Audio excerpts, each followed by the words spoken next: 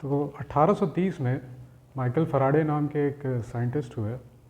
उन्होंने एक्सपेरिमेंट्स करना शुरू किया इलेक्ट्रोलाइट्स पे। वो इलेक्ट्रोलाइट्स में इलेक्ट्रोड्स डिप करके उसमें से करंट पास करना स्टार्ट किया उन्होंने। फिर उन्होंने देखा कि धीरे धीरे क्या होता है, एनोड के नीचे एक एनोड जो मेटल के पार्टिकल्स हैं वो यहाँ पे डिपॉजिट होने लगे, जिसे बाद में बोला गया एनोड मड।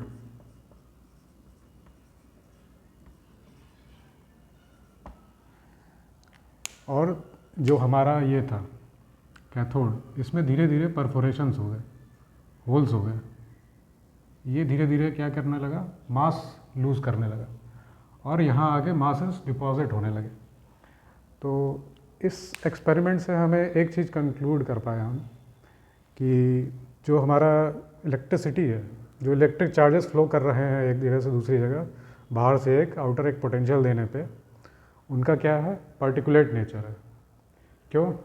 क्योंकि यहाँ पे जो एटम्स हैं, एटम्स या मॉलिक्यूल्स हैं, चार्ज पार्टिकल्स हैं, वो यहाँ आके डिपॉजिट जो भी हो रहे हैं उनका एक पर्टिकुलर मास है।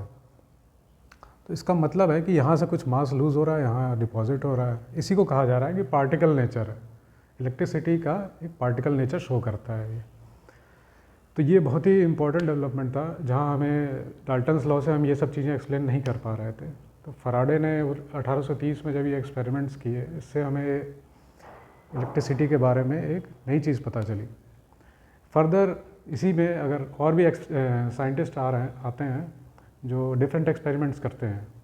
इसके बाद हम आते हैं सीधे कैथोड रे पे। कैथोड रे ट्यूब्स बना के उस पर बहुत ढेर सारे एक्सपेरिमेंट किए गए, बहुत सारे साइंटिस्ट के द्वारा।